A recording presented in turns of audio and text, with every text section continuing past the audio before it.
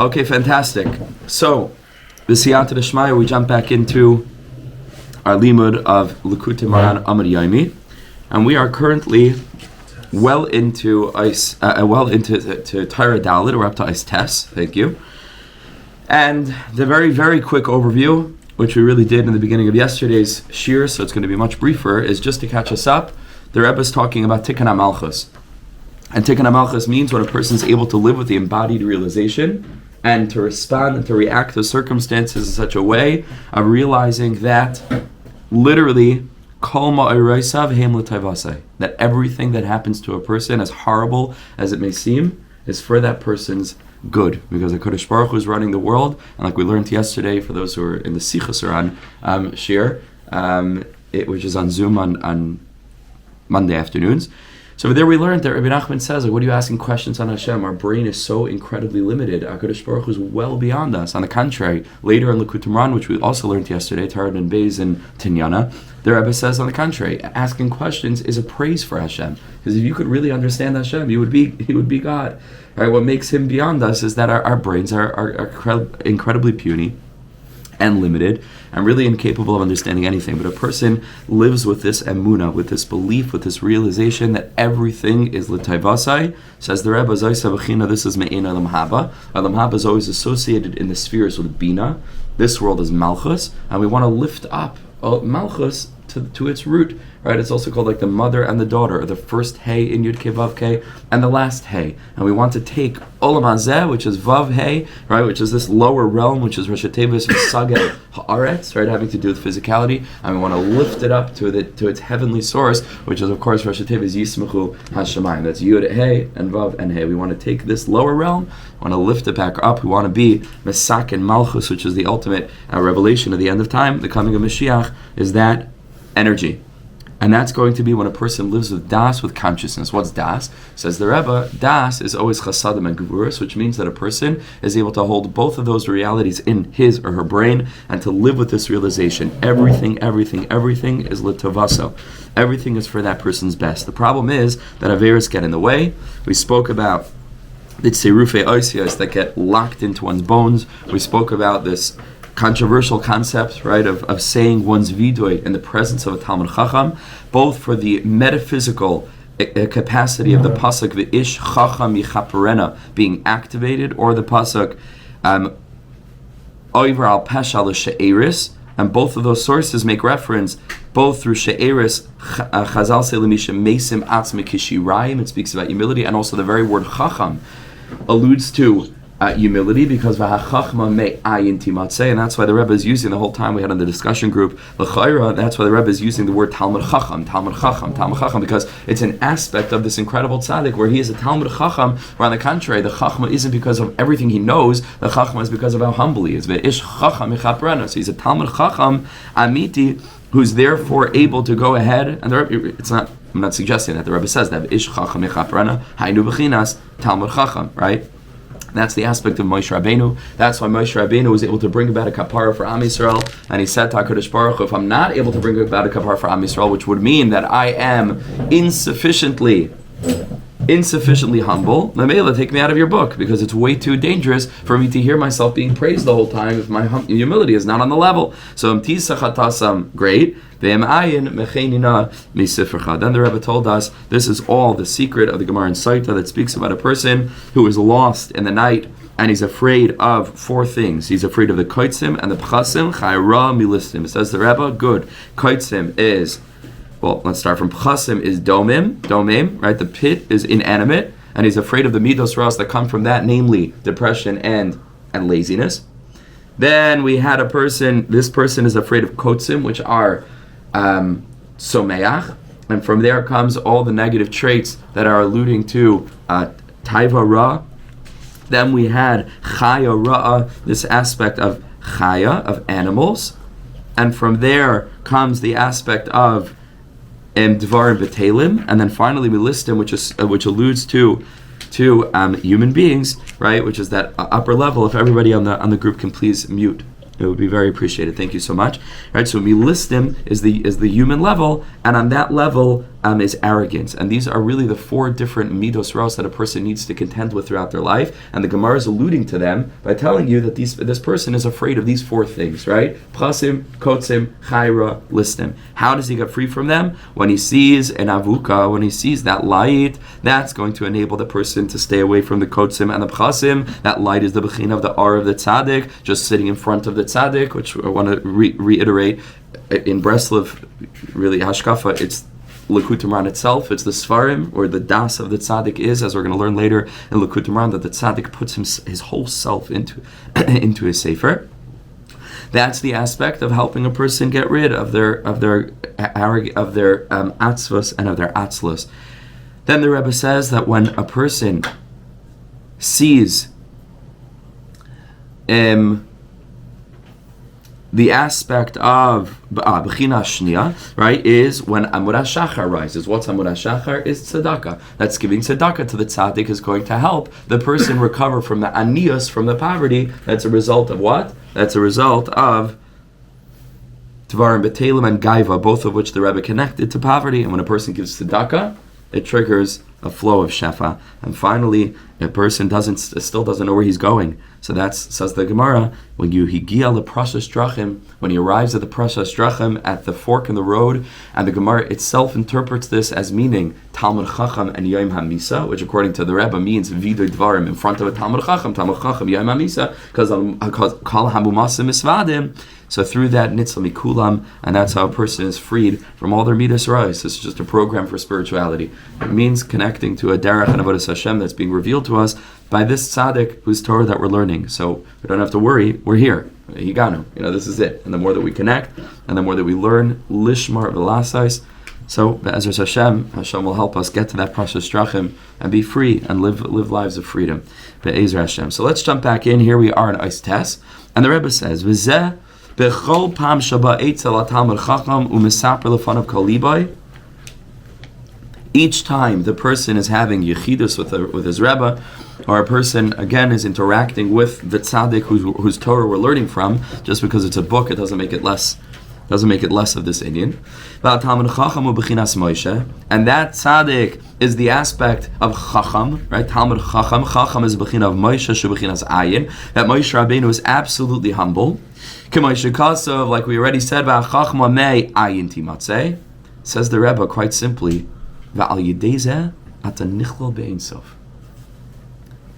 whoa, and that's the next level up, Not just that you're freed from your stuff, and the Talmud Chacham very practically will show you a way. You're included in the Ein Sof. How does this happen? Says the Rebbe of Zebechina Zarka. This is the aspect of Zarka. Zarka is one of the trup, one of the cantillation marks, but it means something, right? What's Zarka? De is rikas la'asar de is netilas mitaman. According to the Zohar Kadosh, that trup of Zarka means like lizrok, is to throw.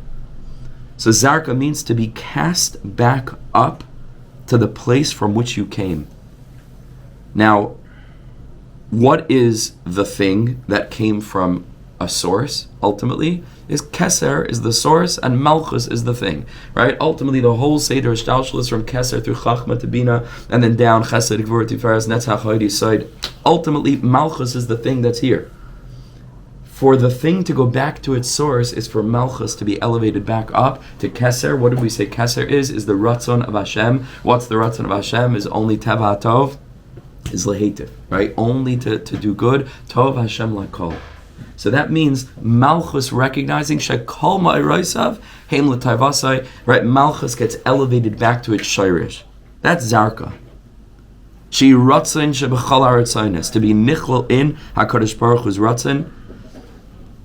And that's Zarka. Now here says the Rebbe a little bit of a delicate, bit of a complex thing, so let's try to focus as much as we can.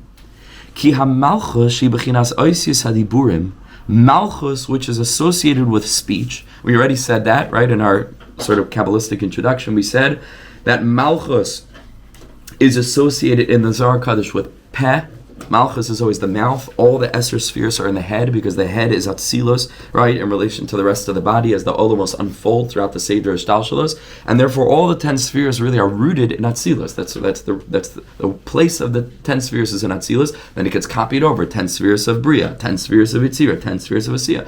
Each time undergoing a little bit more of a sort of, not Gashmias, but a little bit more of a coursification process, so to speak, until you come to our world, which is the 10 spheres, but it's you can easily fall, right, for the illusion of multiplicity, separation, differentiation, duality, and so on and so forth. And that's our job here, is to unify chazak miyached Esser spheres, right, not to be nigron mafred aluf, right, chas v'shal, not to separate between what's fundamentally one. And that's our task in this world, is to face a world of differentiation and only see echad yachad miyachad.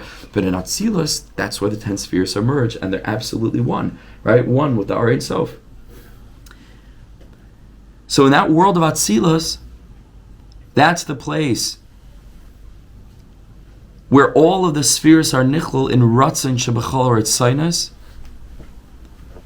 and ultimately, in this place of the head, which is Atzilus, Malchus is the mouth, right? It's at the bottom. It's the lowest. You have all the spheres and the eyes and the ears, the nose, and you come down to Malchus and Malchus Peh.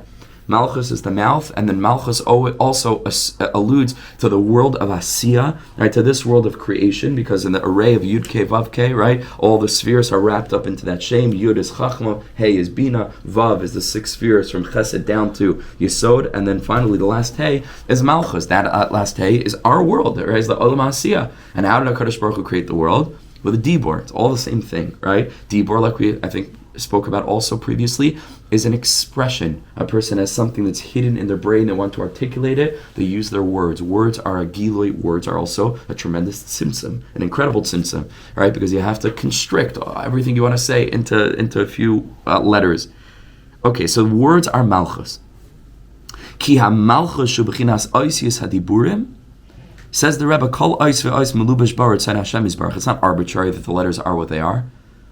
Every letter, no human being designed the letter. Ezra HaSofer of Navi channeled these letters down from Shemayim. I mean, the current Aleph base that we have. These are letters that were conceived in the mind of the Ein Sof. You have to recognize that. And by the way, it's the same thing for nature, and it's the same thing for all mitzvahs and ma'asim tovim. You look at tefillin. Tefillin wasn't created by a person. Recognize there's a physical thing that you're going to put on your arm in a couple of minutes and your head that was conceived and designed by the Ein Sof. And on the one hand, that's like a shocking thing. Like, wow, I mean, look around. Everything you see was designed by a human. And all of a sudden, you own a couple of things like tzitzis. Like, no, this came from the Ein Sof, like himself. And then all of a sudden, you wake up and you realize that the same designer that designed tefillin designed the thing called the sunset.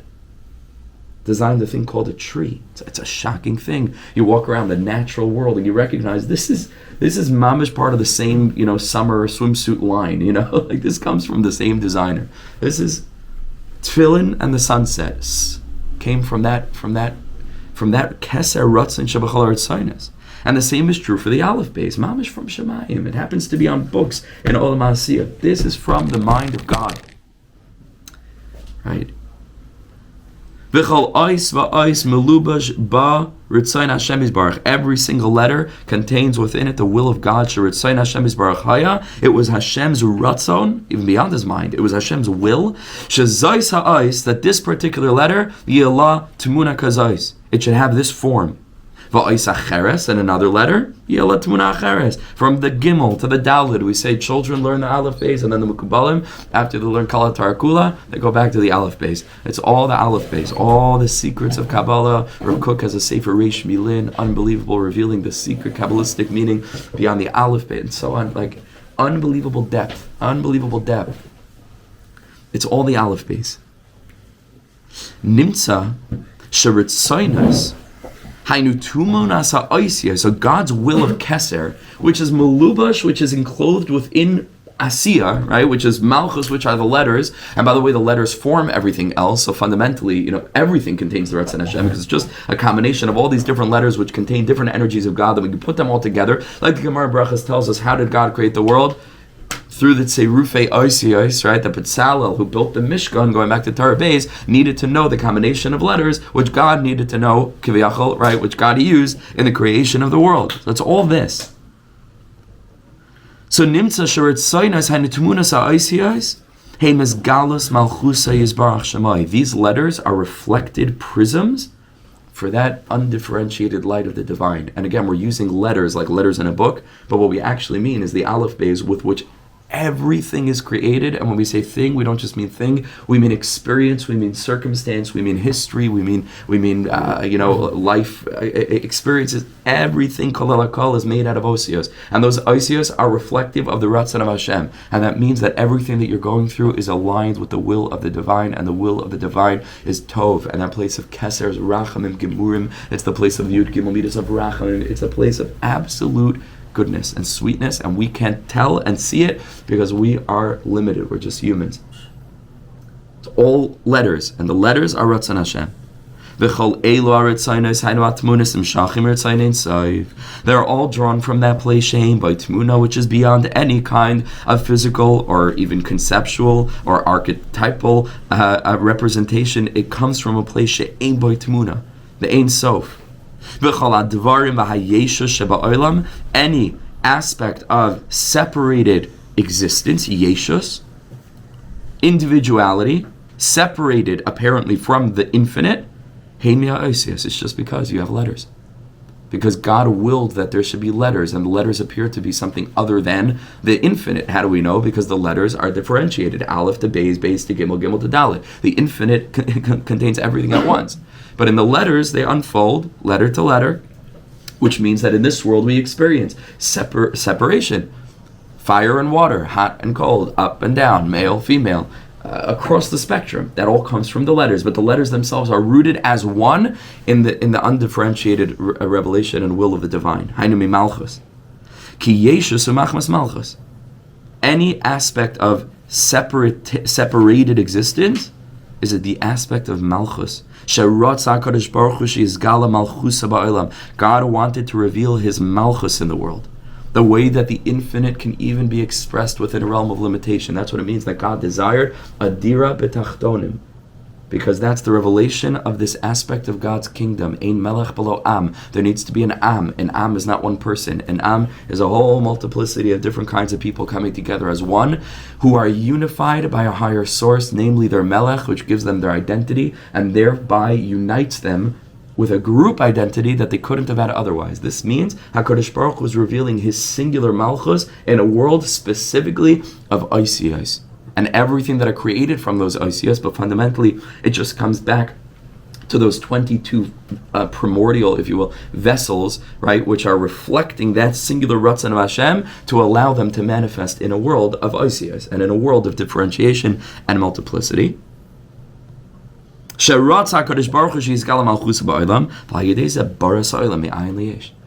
this is how the infinite bursts into a realm of finitude.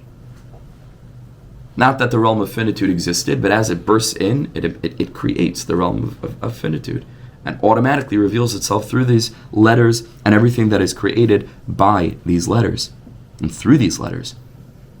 Right, so all of the will of Hashem, which are encapsulated or enclosed within the letters,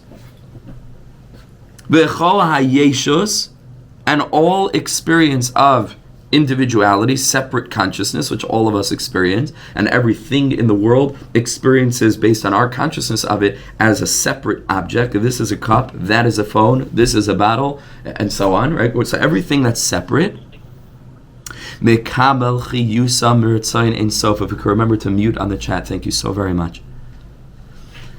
Mekabel chiyusa miritzayin ein sof is receiving its chiyus from the infinite will of the divine.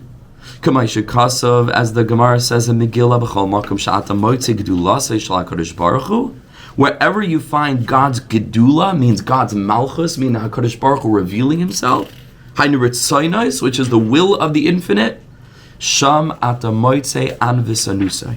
It is there that you discover the humility of God, which in this context means, because even the Baal Tani really learns this the opposite way around, but What the Rebbe means over here is Anvisanusai is God's simplicity, which means God's infinity, which means that aspect where everything is absolutely one and wrapped up into a perfect Ratzon Pashut. That's called Anvisanusai. So says the Gemara, wherever you find God's godless, which is his malchus, which is the way that God reveals himself in the world through his whole kingdom, right? Because the king is a whole kingdom with the rivers and the mountains and the valleys and the cities and the suburbs, the whole thing. Sham atamoitze anvisanusai.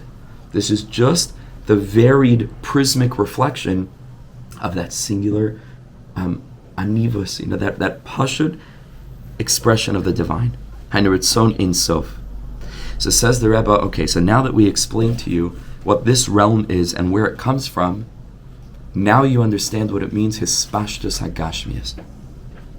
V'zebechinas hispashtus hagashmias. You find this terminology in Shulchan Aruch. This is what the Hasidim Rishonim were really doing before davening. I was thinking maybe we should go to 4 o'clock and do an hour of learning and then an hour of meditation before davening and then daven, because that's, Hasidus is also like meditation, but it's not the same thing. But that's what the Hasidim Rishonim did. Next season. Not next year.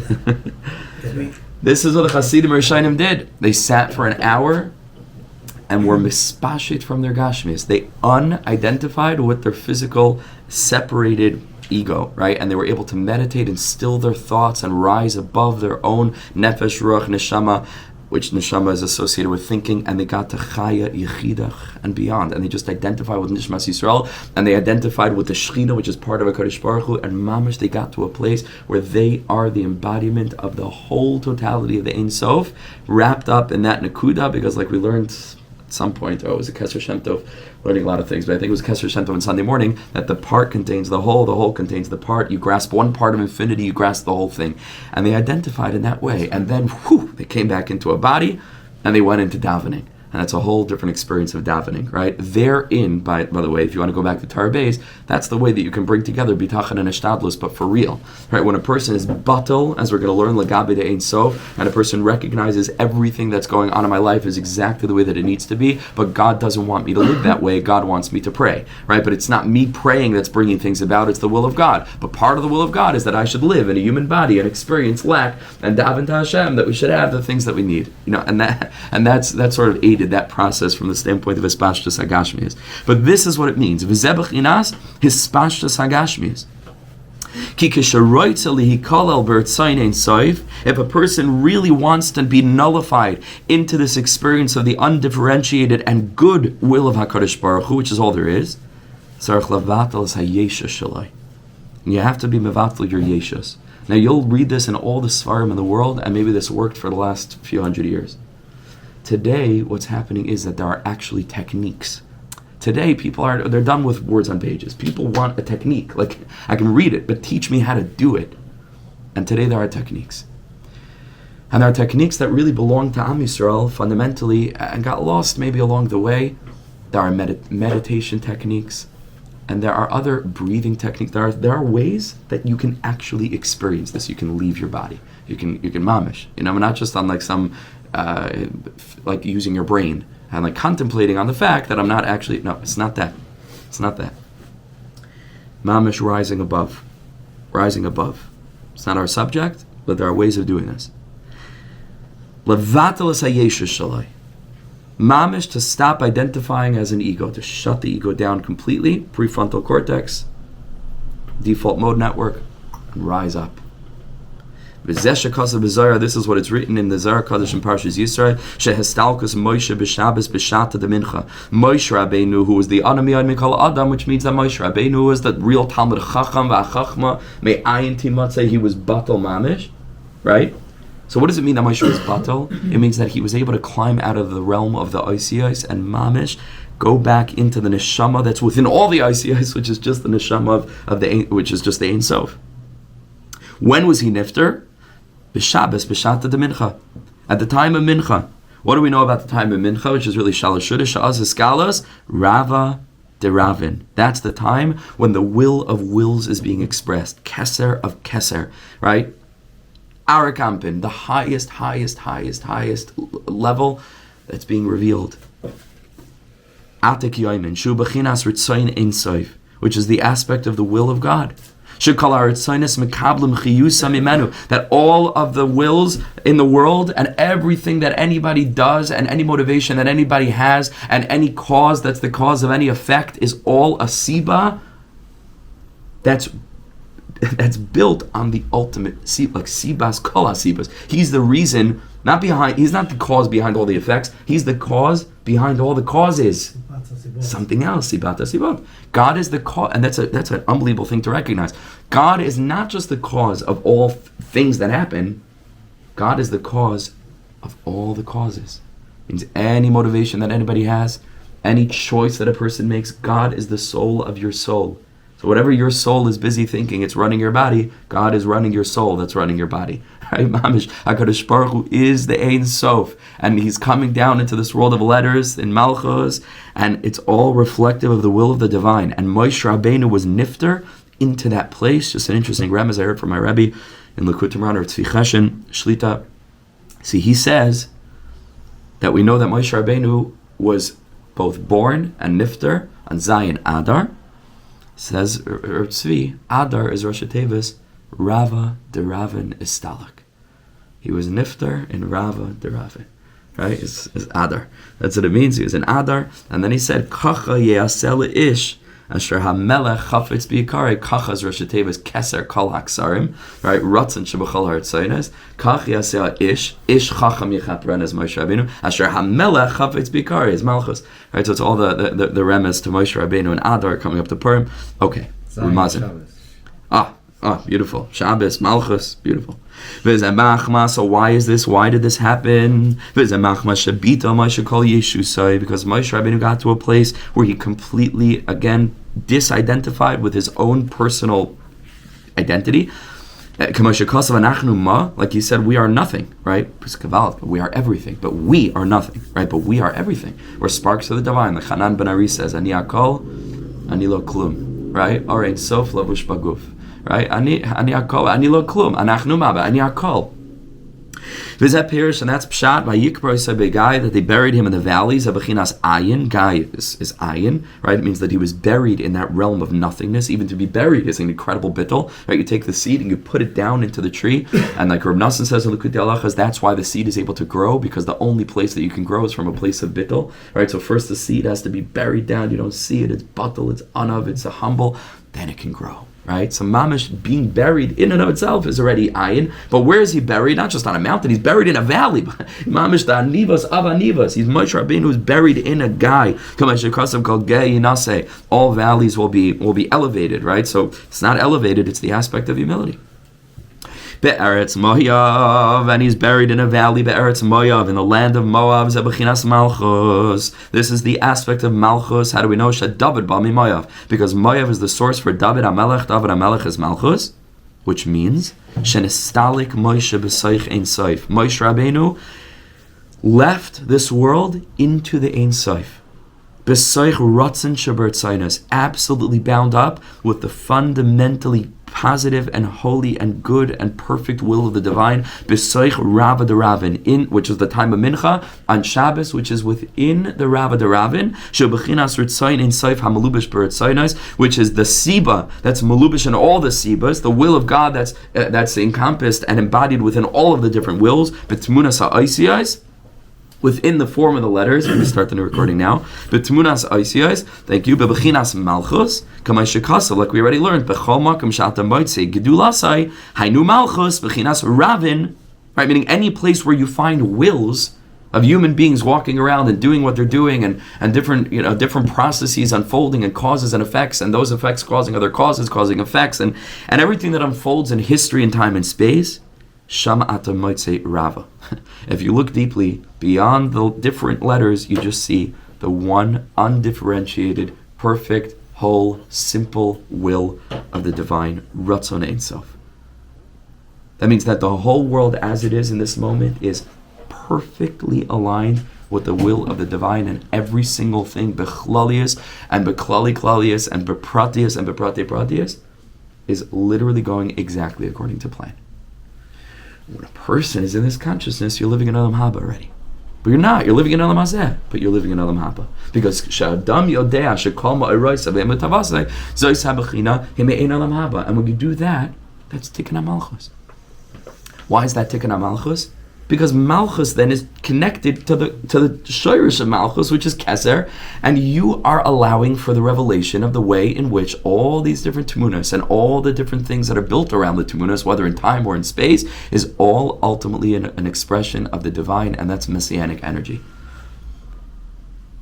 And the Averis, which get in the way because those fortify ego, need to be lifted out of your being by encountering a really humble person who lives this way. That's the whole Torah Dalet. All right, it's so deep, but it's like a couple step process. How do you get close to that tzaddik? Says the Rebbe, 3 things: seeing the tzaddik, giving tzedakah to the tzaddik, and then vidui dvarim. And the Malchus goes back to the Ein Sof, and that's what the Rebbe says over here. You mentioned a few times the concept of at least Midagarme Club, that Malchus has no power of its own; it's just a vehicle and the vessel. Right. So, I mean, first of all, the mouth itself, it's got all its tools, but without the sound, it ain't got nothing. So it's basically coming from somewhere else. Which actually, just tying back now to Moshe Rabbeinu, it says Shechina Medam Matech Korenai. Moshe Rabbeinu was consciously aware that Leis Midagar Meklum, and just let the Koyach of the Shechina express itself through his mouth. Bediuk, Mamish. This is Moshe Rabbeinu and his bittul. Beautiful.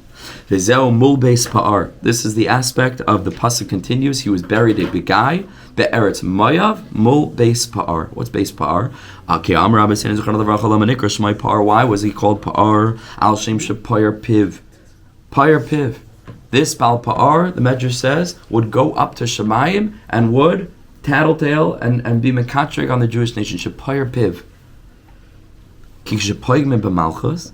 When we are being pogame in our malchus, meaning in this world, and we're living out our disaligned or misaligned from HaKadosh Baruch Hu's malchus, as ayesh le'koach lifar piv b'tzirufim rayim. So that causes all kinds of other tzirufim, like we learned, and averis get swapped around, they get embodied and implanted and engraved and etched into our bones, and that's the bechin of beis pa'ar, pa'ar piv. Terrible letters. Pa'ar piv means to express using its mouth, like the Medrash tells us. So Moshe Rabbeinu, that he was v'yikbar begai, which means be'eretz Moav, meaning that he took his malchus of the eretz Moav v'yikbar begai, and he buried it into the Ein Sof, where he lived in total alignment with the Ratzon of HaKadosh Baruch Hu, flowing down into his life and into the world. So shetikin midas malchus al yedei ze lo hayeh chayles biyad pa'ar lifar piv. Right, so then he overcame this terrible thing of Baal Pa'ar, and that's called Mul Beis Pa'ar, because Beis Pa'ar is the Malchus, the mouth of Tzirufim Rayim. Be'eretz Moav, Eretz is Malchus, Moav is Malchus, because David HaMelech comes from Moav, was mitukan through Vayikbar Isai, which is really Be'eretz Moav, meaning Vayikbar Isai Begai Be'eretz Moav, right? Be'eretz Moav is the Isai that was Nikbar Begai. It was buried. It was implanted within the Ratzon of the Ein Sof. Memela Mul Beis Pa'ar. Beis Pa'ar, right, which is Payar Piv, which is the Tzirufim Ram of Malchus, were absolutely rectified in Mitukan through Moshe Rabbeinu, who was buried, right, and what he buried? He died into the Ratzon Ein Sof Ravad Ravin, and the pasuk bears this out by telling you he was buried in a valley, Be'eretz Moav, which is Malchus, Mul Beis Pa'ar. V'zeh, and this is Pshad and the rest of the pasuk, V'lo yada ish. Nobody knew where Moshe Rabbeinu was buried, and the Gemara tells us an incredible thing in Saita. Afilu Moshe lo yada. No one knew. Moshe Rabbeinu didn't know where he was buried. He himself, Bichlal, didn't know the location of his burial. Right before he died, no idea where he was buried, where he was going to be buried. Why? The depth of this is because in Moshe Rabbeinu's his stalkus, his leaving this world, there was absolutely no das left. There was no consciousness of a human being there. That's called Nun Shari Binah, right? Like the Arizal says, he was buried on Har Nevai. Nevai is Nun Bai. And that's why no human being, while they're a human being, can ever get to the 50th, because on that 50th, already Binah crosses into Chochmah, right? Because it's the Malchus of Chochmah, which is the Keser of Binah, and the Nun Shari Binah. In that place, you cease to exist. You are not you anymore. You melt into something way, way bigger, infinitely bigger than your current expression of individuality and separation. Let's just yes. I'm just trying to concretize it. So is it the idea that Moshe Rabbeinu kind of transcended, like the existence of this world to the level that he was like one with the Ruach Elikim and divine energy, but like not as it translates back into this world. Like as it translates back into this world, I'm gone. I'm not there. Right. B'chlal, not there. That's what we're saying. Right? Kinis batal legabe ein sof. He was absolutely batal legabe ein sof. That's what it means that he died. Now here's the clincher, and this is really, really, really key. If it's possible to mute on the chat, thank you so much. I really appreciate it. No, if Hashem is so patient with us, we could try at least be patient with others.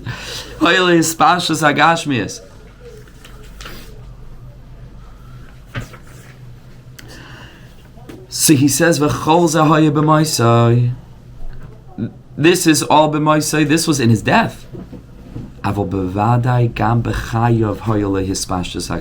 can have this experience while you are in a guf.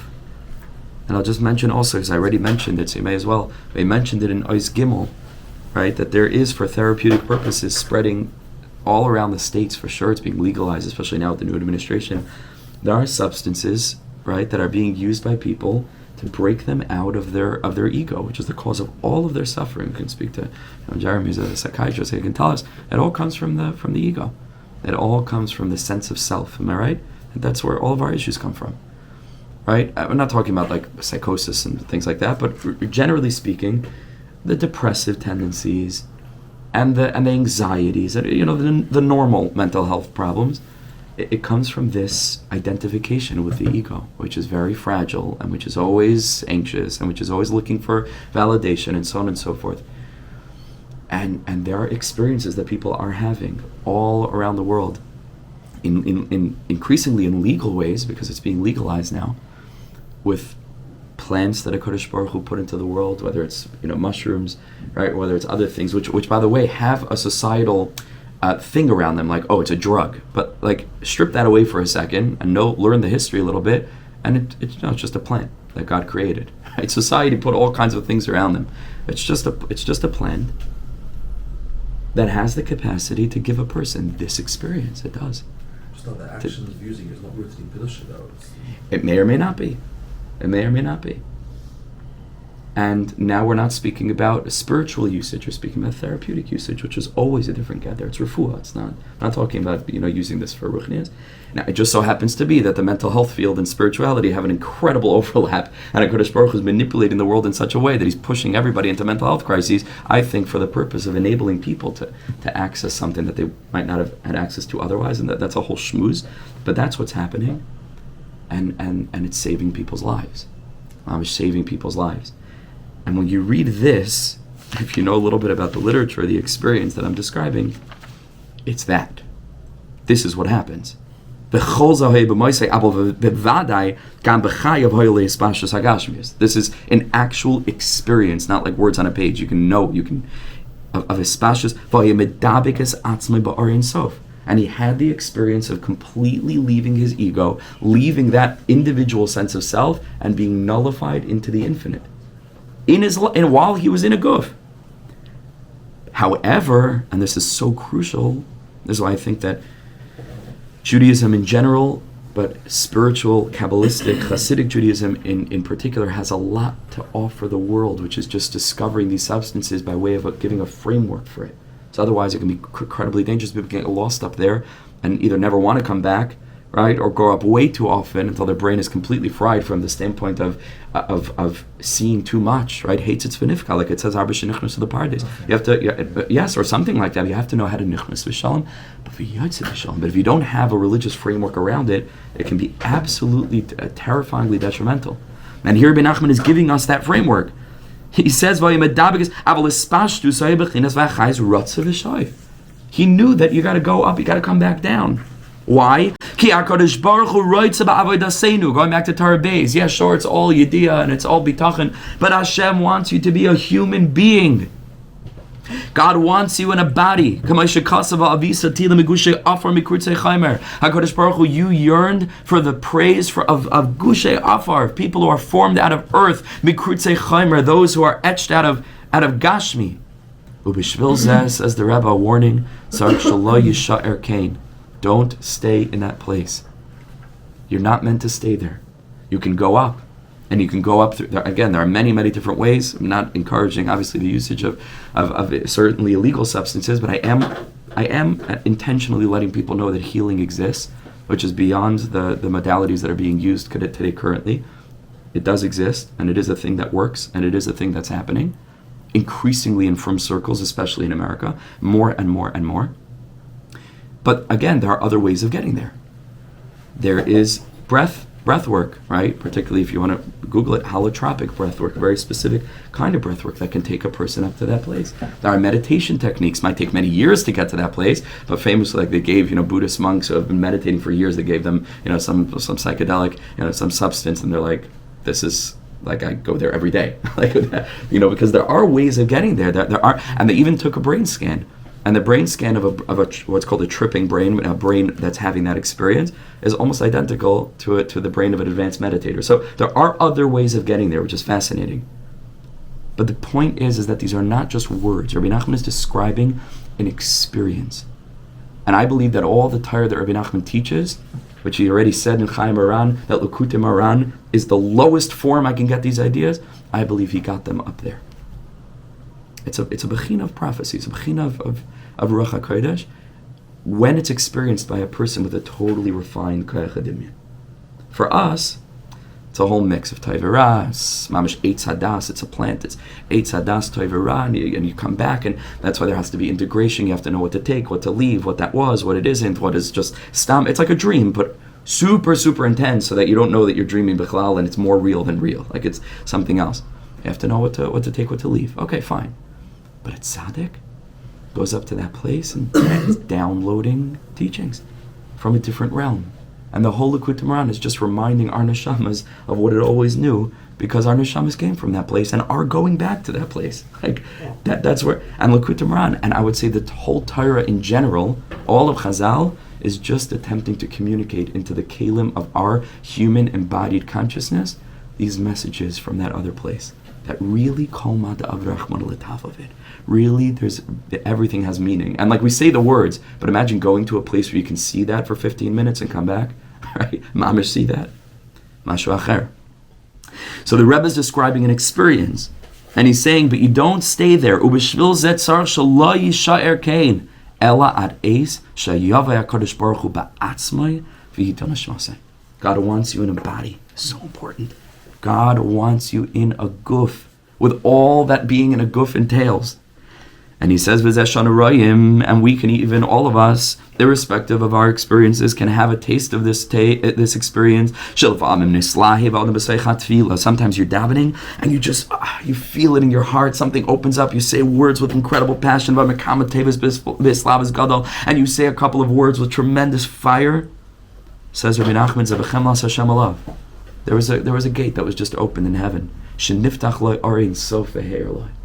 HaKadosh Baruch Hu was just feeding your neshama that direct light of the infinite. When your soul sees, even though your consciousness doesn't see it, but your soul sees it, even though you didn't directly experience it, but your neshama did, your soul is inflamed with dvekus. So if you just want to cleave to God and you say those words with fire, with passion, and in accordance with the amount of Ein Sof, so to speak, which is interesting, the amount of the infinite, right? That's being revealed. In accordance with the amount of letters and words that are illuminated and sparkling, you're saying all those words with mamish bittul, you're not a person anymore. You don't have your own consciousness. You're gone, right? You are the infinite. You are part of the infinite. We say the words, but this is the experience of that. You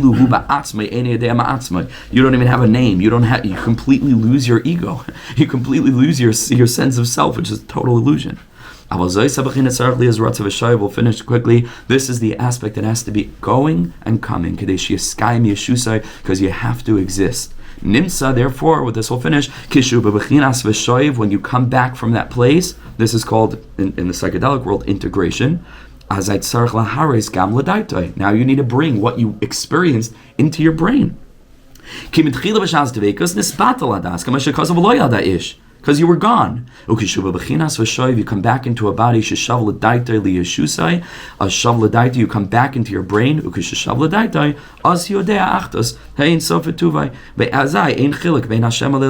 then you come back and you say, wow, all the experiences that I had were actually part of a plan, and I'm healed, and I'm okay, and I don't need to worry anymore and carry guilt and shame and stupidity, because I'm free, and that's how it heals people.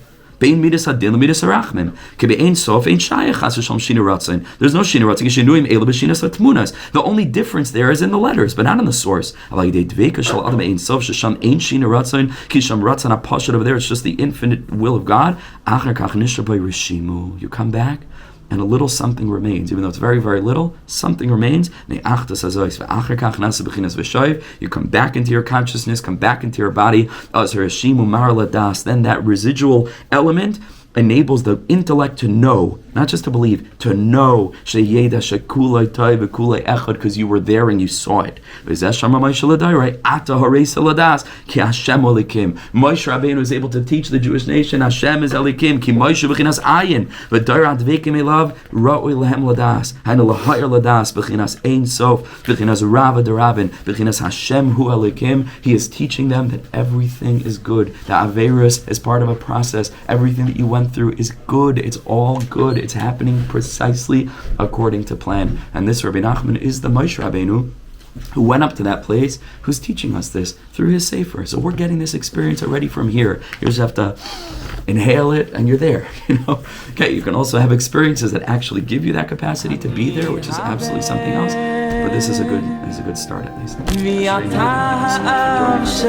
everybody the most remarkable. האב שלי מלך חי וקיים על כל נשימה שאני